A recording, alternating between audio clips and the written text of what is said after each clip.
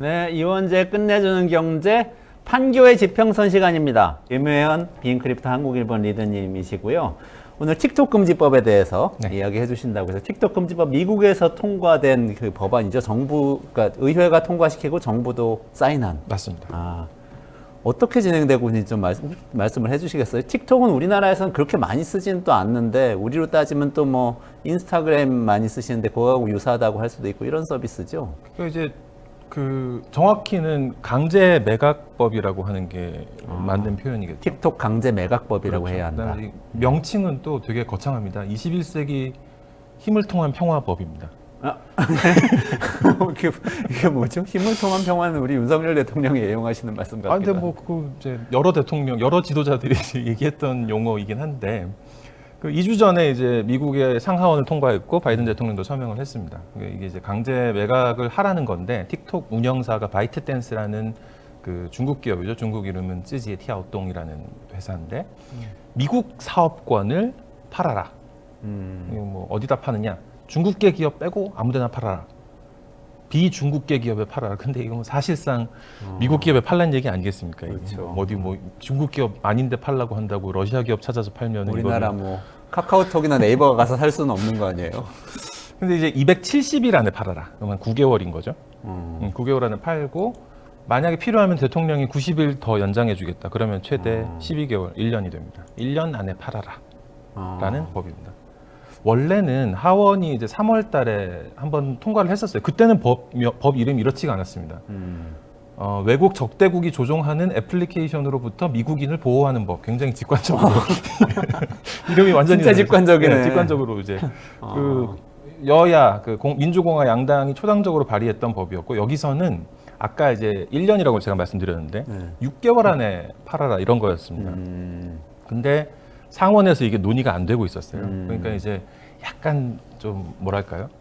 정치는 종합예술이라고 하지 않습니까? 이제 약간 이제 그 기교를 부려서 기간은 1년으로 늘리고 여기에 뭐 저 이스라엘, 우크라이나 지원하는 법들 막 붙여놨습니다. 그래서 힘을 통한 평화. 그거를 같은 법안이에요? 아니면은 그 패키지예요? 예, 패키지입니다. 힘을 통한 미국에서 잘하는 평화의 그거구나. 패키지가 되어 있습니다. 힘을 통한 평화 법안의 패키지 안에 우크라이나 지원법도 있고 틱톡 금지법도 있고. 그렇습니다. 그래서 이제 참. 지금 이제 약간 혼란의 시기죠. 이거 지금 틱톡을 뭐 팔라고 했는데 그럼 틱톡 나 쓰고 있는데 이거 어떻게 되냐? 이거 지워지는 거니 갑자기 사라지냐? 1년 뒤에 어떻게 되는 거냐? 이제 약간의 혼란이 있는 시기인 동시에 1년 사이에 미국엔 또 큰 이벤트가 있죠. 대선이 있습니다. 그래서 대선 때 이 틱톡은 어떻게 될 것이냐? 이거 가지고도 지금 여러 가지 논의가 오가고 있고요. 틱톡을 선거에 활용하는 후보들도 많이 그동안에 그동안은 많이 없었지만 이번엔 있을 수도 있을 텐데. 그동안도 그죠? 있었죠. 저 바이든 대통령 같은 경우에 손녀가 틱톡에 동영상을 올린 게 화제가 된 적이 있었죠. 그래요? 그런데 트럼프 전 대통령이 지금 이제 야당인 공화당의 아주 주요한 후보로 떠오르고 있는데 근데 트럼프 대통령 시절에 트럼프 대통령이 현역이던 시절에 마지막 해 집권 마지막 해였던 2020년에 미국 내에서 틱톡을 차단시키고 그다음에 이거 미국 내 사업은 매각하라는 행정명령을 내린 적이 있었습니다. 트럼프 대통령이 그렇게 했었어요. 그렇게 했었어요. 행정명령으로 내렸었어요. 그때는. 그랬는데 틱톡 쪽에서 이건 부당하다라면서 소송을 냈었고 소송이 진행되던 와중에 정권이 바뀌어서 바이든 대통령이 집권하면서 이 행정명령을 무효화했습니다. 철회했습니다. 철회를 했었어요. 그런 다음에 이번에는 바이든 대통령이 매각하라라는 법안에 서명을 한 거죠. 한 단계가 올라간 거라고 볼 수는 있는데 그러네요. 입장이 바뀐 거네요. 바이든 대통령. 이제 트럼프 대통령은 그러면은 지금도 그때처럼 반대하는 입장이냐? 아리송합니다 좀. 그래요? 네, 그러니까 이제 뭐 원래는 그런 입장이었는데 이번에 이제 트럼프 대통령과 가까운 인사가 그 바이트댄스의 주식을 많이 갖고 있는 큰 주주 중에 한 명이라고 해요. 그래서 그 사람 만난 뒤로 좀 약간 태도가 바뀐 것 같다 이런 얘기가 지금 정가에선 나오고 있습니다. 확실한 어떤 입장이 밝혀진 건 아니고. 바이트댄스 주주는 중국인들인 거 아니에요? 인데 그 중에 일부가 또 외부 주주가 있는 거겠죠. 아, 그런데 이제 어쨌든 이제 그 대선이 있기 때문에 이게 어떻게 될지 지금 불투명해진 상황도 있으면서 동시에 틱톡은 이거는 위헌이다. 미국 헌법에 위배가 되고 있다.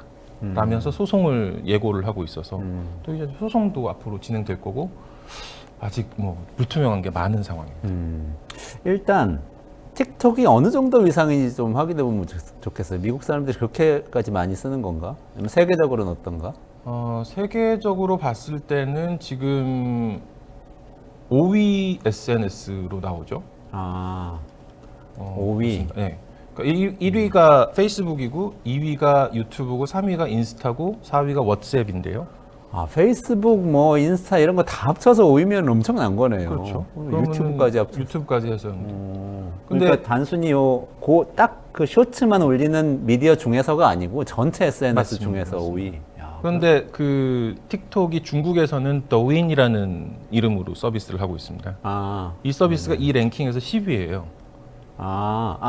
더윈도 이거 전체에서 10위라고. 네, 하긴 네. 중국 그래서 사람이 많으니까. 사람이 많으니까. 그럼 이제 그럼 틱톡하고 더윈을 합친다. 음. 그러면은 아까 5위였던 순위가 3위가 됩니다. 아, 그럼 다시 1위가 페이스북, 2위가 유튜브, 3위가 틱톡이 되는 겁니다.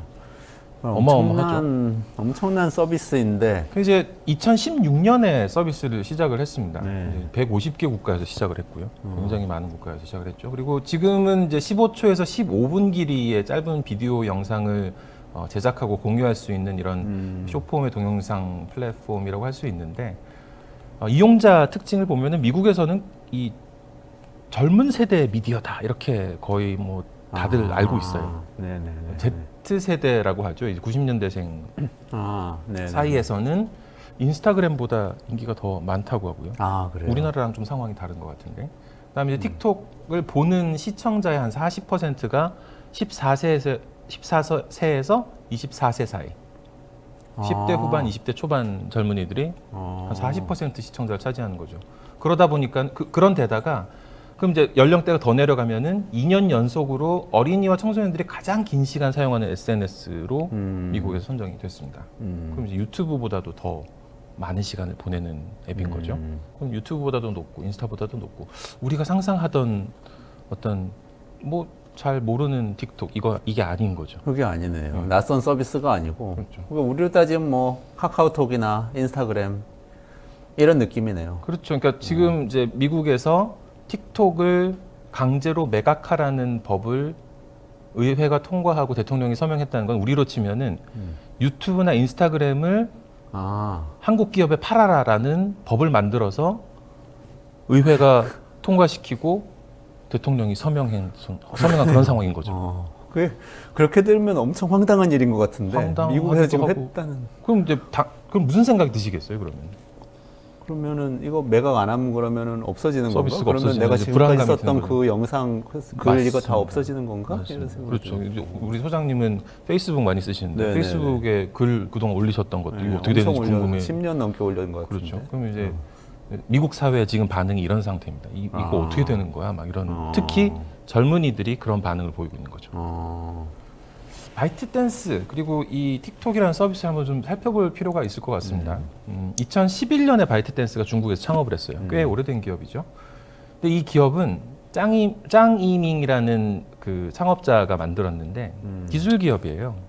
처음에는 그 찐르토티아오라는 서비스를 내놨었습니다. 이게 뭐냐면은 뉴스를 골라주는 플랫폼인데요.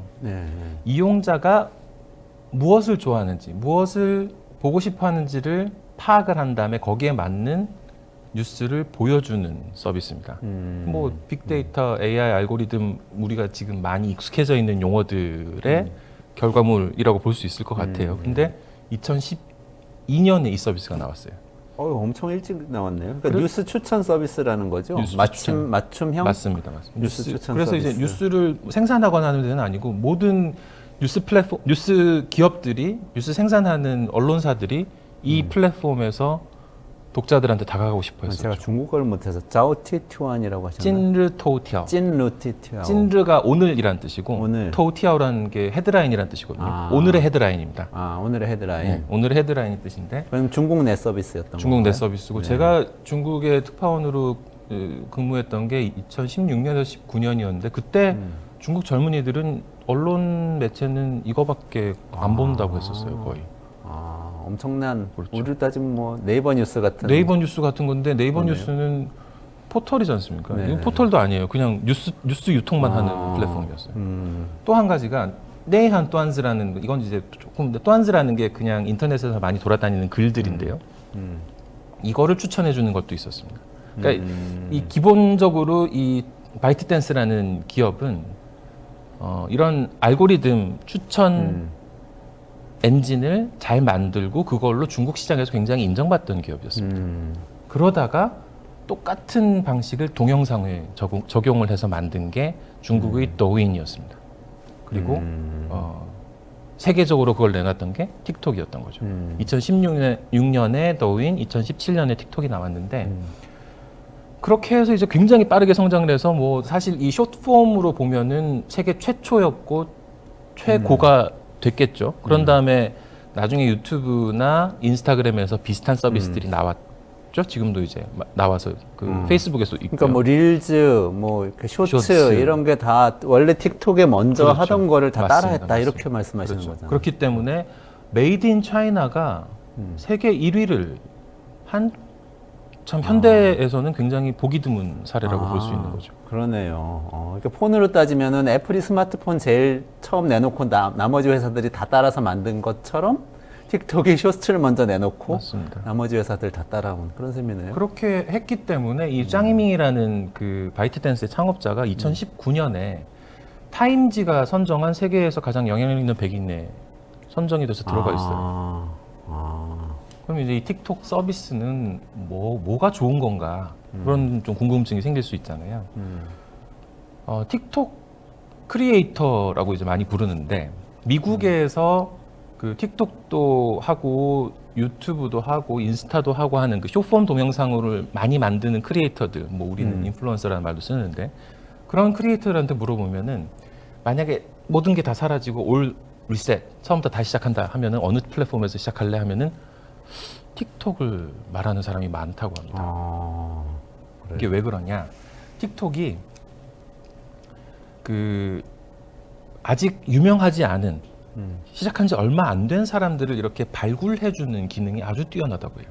그러니까 동영상을 파악해서 동영상에서 어떤 내용이 이 시청자한테 맞겠구나 하는 걸 갖다가 매칭을 굉장히 빠르게 잘해준다는 거죠. 그러면 이제 그래서 이제 틱톡에서 이렇게 영상들 계속 보다 보면은 조회수가 뭐 한 3, 4 이렇게 된 것도 나와요. 인스타나 유튜브에서는 안 그렇잖아요. 그렇죠. 유튜브 처음 시작해가지고 그 알고리즘 한번 탈려면 얼마나 많은 분들이 고통스럽게 막 몇 년씩 영상을 계속 주기적으로 올려야 되는데. 그래서 성장을 빨리 할 수 있다. 틱톡 그런 걸 빨리 발굴해가지고 잘 만들기만 하면 발굴해준다. 그게 이런 거네요. 특징이고 그게 그게 틱톡의 기술력이라고들 이야기합니다. 그러면은 이 틱톡에서는 그 선호도에 대한 민감도가 높다고 평가를 하던데요. 그러면 이제 재밌는 걸 갖다 계속 많이 만들어요. 그러면은 잘 만들다가 한 번쯤은 재미없는 걸 만들 수도 있잖아요. 그러면 이게 뭐 유튜브 같은 경우에는 한 10만 명에서 6만 정도로 떨어지는 뭐 그 정도인데 틱톡은 뭐 기본적으로 뷰수가 많기 때문에 30만 가다가 재미없는 거 만들면 3천으로 떨어진다. 또 그런 기성 매체들은 아주 선호할 수가 없는 그렇죠. 매체네요. 그러니까 이게 그 개인의 아이디어가 있고 어떤 좀 보여주고 싶은 콘텐츠가 있는 개인이 뛰어들기에는 너무너무 좋은 시장인 거죠. 너무너무 좋은 툴인 거고. 게다가 이제 틱톡 같은 경우에는 제가 지금 용어가 좀 생각이 안 나는데 틱톡에서 그 동영상 만들 수 있는 툴이 있지 않습니까? 네네네. 그 툴이 또 훌륭한 거예요, 이게. 너무 이제 쉽게, 물론 이제 지금 와서는 다른 인스타그램이나 유튜브에서도 네네. 많은 툴을 제공을 하고 있습니다만 이것도 이제 틱톡이 선구적이었던 거죠. 이 툴을 굉장히 손쉽게 동영상을 만들고 편집할 수 있도록 만들어주면서 이 제작자들로서는 너무 감사한 그런 플랫폼이 되었던 겁니다. 그래서 미국에서 이렇게 크게 성장을 했다라는 아, 얘기입니다. 근데 그렇게 성장을 했기 때문에 미워서 금지를 할 수는 없는 거잖아요. 아무리 중국 서비스지만 미국에서 뭔가 이거를 강제로 매각하라고 법안을 만들 정도라면 아주 정말 치명적인 문제점이 발견이 돼야 그렇게 얘기할 수 있는 거 아니에요? 맞습니다. 그러니까 미국 사람들이 틱톡을 지금 어떻게 보고 있느냐. 좀 전까지 말씀드린 건 틱톡 이용자들, 젊고 그 어리기까지 한 그 이용자들 그리고 크리에이터들의 시각이라면 지금 이제 법안을 만든 이거를 강제로 매각하라고 하는 법안을 만든 의회의 시각을 한번 볼 필요가 있겠죠. 미국 하원에 이 법안을 통과시켰던 담당 상임위원회가 에너지 상무위원회인데요. 이 상임위원회의 위원장의 홈페이지에 가면은 이 법안을 지지하는 여야 인사들 그리고 전문가들의 발언이 올라와 있습니다. 보면은 하원 의장이 이런 얘기를 해놨어요. 우리의 경제와 안보를 적극적으로 악화시키고 있는 최대 지정학적 적인 중국에 대응하기 위한 초당적 조치다.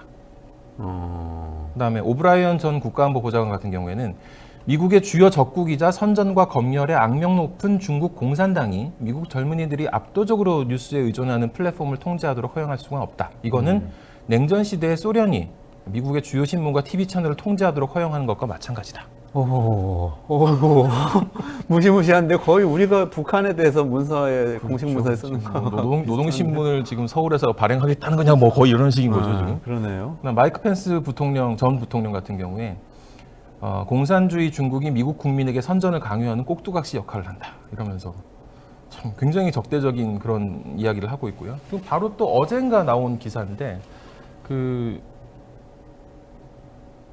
블링컨 국무장관, 블링컨 국무장관하고 이제 대담이 어제 나와가지고는 이스라엘 하마스 전쟁과 대선 기간 동안에 미국에서 이 틱톡이 거짓 정보를 확산할 수 있는 그런 콘텐츠를 추천할 수 있다. 그렇게 해서 이 반유대주의 확산을 부추기는 그런 역할을 할 수 있다. 반유대주의. 네. 그런 얘기까지 하고 있습니다. 마이크 펜스가 그렇게 얘기했다고요? 네. 이거는 토니 블링컨이 얘기한 건데 이런 얘기들을 보면은 지금 뭘 했다라기보다는 뭘 할 수 있다, 위협할 수 있다, 망가뜨릴 수 있다, 우리를 거짓 정보에 빠뜨릴 수 있다 이런 얘기들인 거죠. 그러니까 좀 아직 일어나지 않은 일에 대한 이론적인 그런 우려라고 볼 수 있을 것 같습니다. 아니 근데 그런 얘기는 들었어요. 저도 그 어떤 젊은이들이 틱톡 금지법에 대해서 금지법을 반대하는 얘기를 하면서 우리가 사실 그 이스라엘과 하마스 전쟁에서 팔레스타인 쪽에 동정적인 영상 많이 올리고 그걸 틱톡으로 많이 봤는데 그거를 금지하는 거 아니냐. 지금 이스라엘 편드는 하고 이런 얘기하는 그게 이제 과학적인 얘기인지는 모르겠어요. 그런 불평을 하는 인터뷰를 저 하나 본 적 있어요.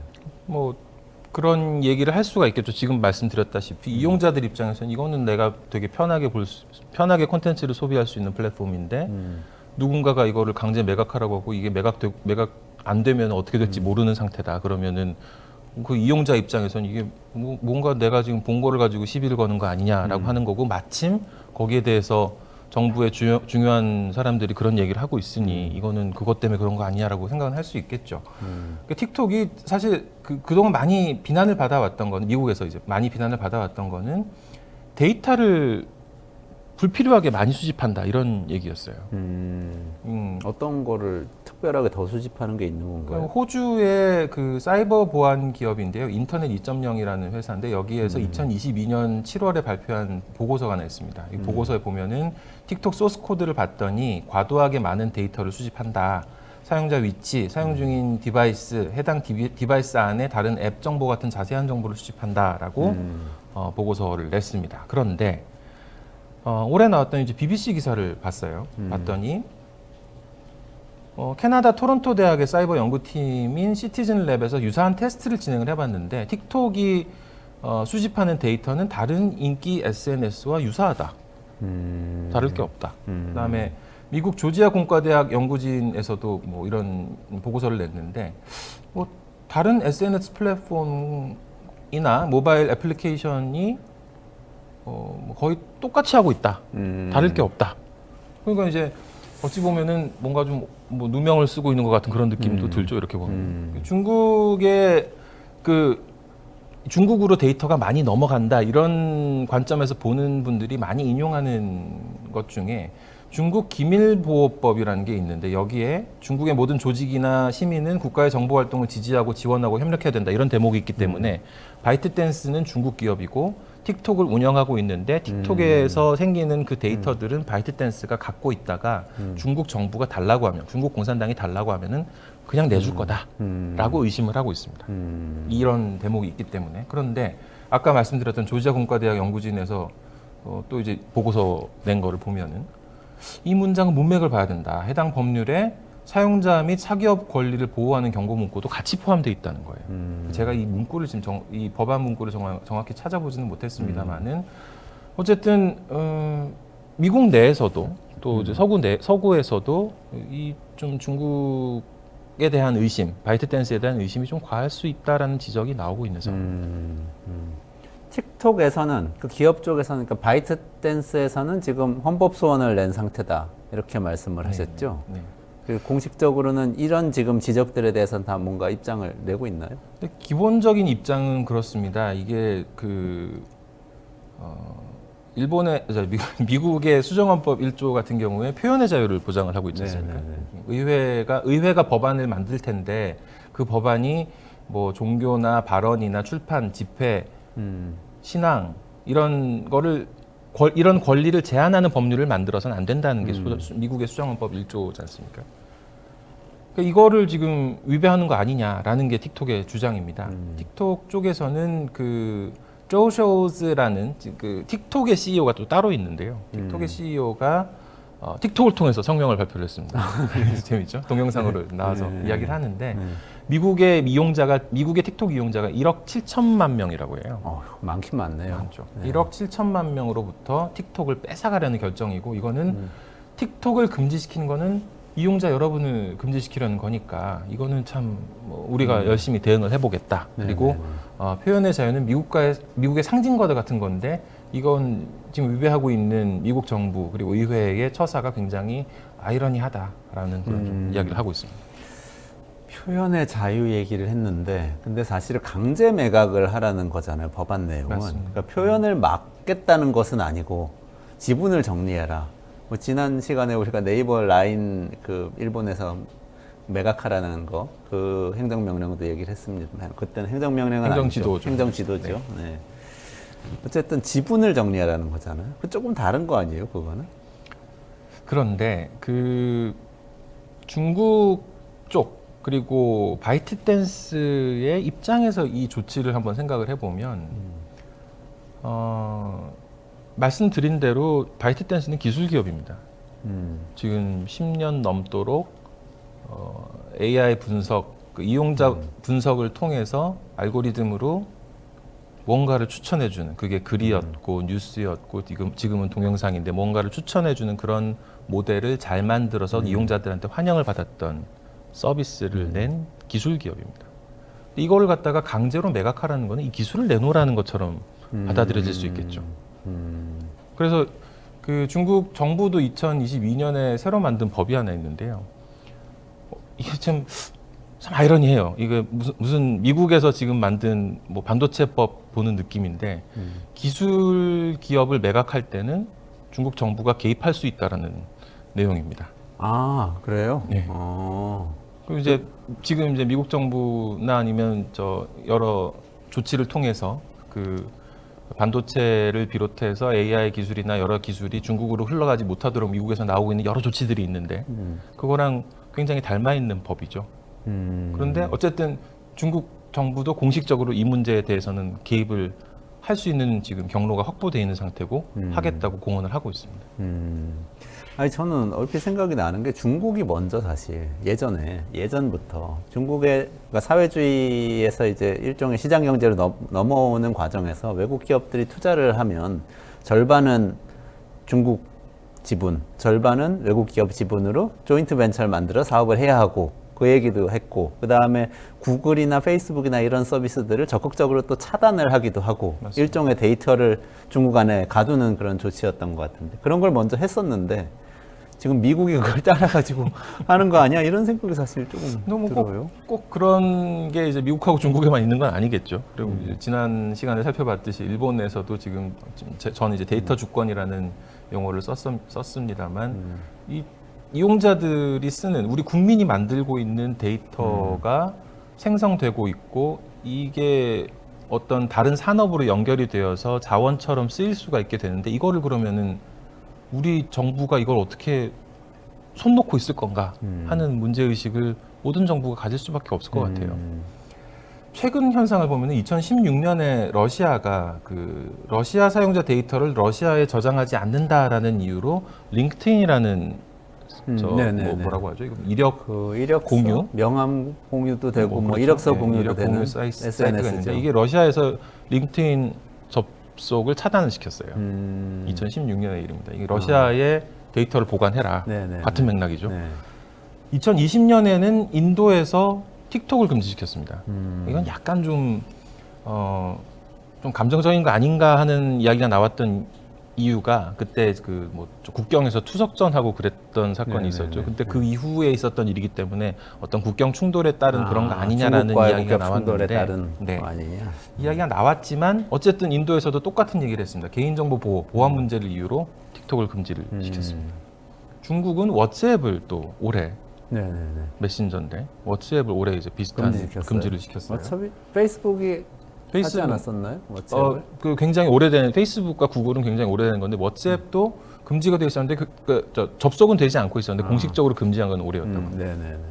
그리고 이번에 틱톡이 좀 이런 상황이 되는 건데 파이낸셜 타임스에서 재밌는 용어를 썼더라고요. 이게 지금 말씀하신 건데요. 전 세계 인터넷이 이렇게 분열되고 있다면서 스플린터넷. 스플릿하고 인터넷인가? 그런 것 같아요. 설명을 안 하던데 스플릿과 네. 인터넷이 합쳐져서 인터넷은 원래 네트워크끼리 인터가 있는다는 뜻이잖아요. 그렇죠. 근데 그 네. 스플릿은 떨어뜨린다는 거니까 분리넷 맞습니다. 뭐 이런 뜻이네요. 스플릿 인터넷의 시대다라는 이렇게 이야기를 하던데 우리나라는 뭐 어떻게 해야 될까요? 참 지난 시간에도 마찬가지 질문을 드렸습니다만 이제 고민이 됩니다. 이게 지금 우리도 틱톡에 대해서 동일한 걱정을 할 수도 있지만은 뭐 그 정도로 이용자가 많지는 않은 상황이긴 하고요. 그러면은 유튜브, 인스타는 괜찮나? 근데 질문하지 않을 수가 없는데 그렇죠. 거기에 대해서 지금 문제 제기를 하는 목소리는 아직 없는 것 같죠. 그러니까 미국에서 이런 조치를 하게 된 게 따져보자면 진짜로 안보가 걱정돼서 그렇다 일 수도 있고, 그리고 두 번째로 지금 말씀하신 우리 국민의 데이터는 우리의 자원이어야 한다. 마치 석유처럼 이거 전략 자원이다. 이거 우리가 관리해야 된다. 일 수도 있고. 근데 세 번째도 있을 수 있지 않아요? 우리 페이스북 뭐 유튜브가 좀 밀리는 것 같은데 좀 도와줘야 되는 거 아니야? 이런 것도 있을 수 있는 맞습니다. 거 아니에요? 이번에 그래서 이제 강제 매각 법안이 통과되자마자 가장 이제 눈길이 향한 곳이 구글과 메타였습니다. 유튜브와 인스타에서 얼마나 큰 그 반사이익을 볼 것이냐 하는 게 굉장히 이제 주목받는 주제였고요. 틱톡 같은 경우에 700만 개 이상의 미국 중소기업이 사용을 하고 있다고 해요. 이 플랫폼 참여율이 높기 때문에 이 바이럴 성공 가능성을 높이는 그런 플랫폼으로 받아들여지고 있었는데, 그렇다면 이게 이제 이 시장이 앞으로 어떻게 이동할 것인가 하는 그런 문제들도 있겠죠. 아까 말씀드린 대로 인도가 틱톡을 2020년에 차단을 시켰습니다. 네. 중단시켜 버렸어요, 완전히. 네네네. 미국하고는 좀 다른 케이스긴 한데. 아예 사용을 못 하게 했다는 거죠. 그랬기 때문에 어쩌면 인도의 사례가 미국에 시사하는 바가 있지 않겠냐 하는 이야기를 하고 있는데, 인도의 사례를 잠깐 살펴보면요.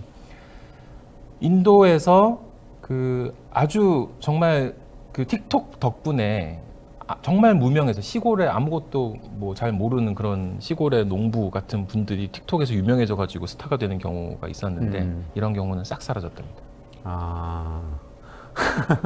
그다음에 패션 쇼핑 앱 쉬인이라고 있죠. 중국계죠, 이거죠.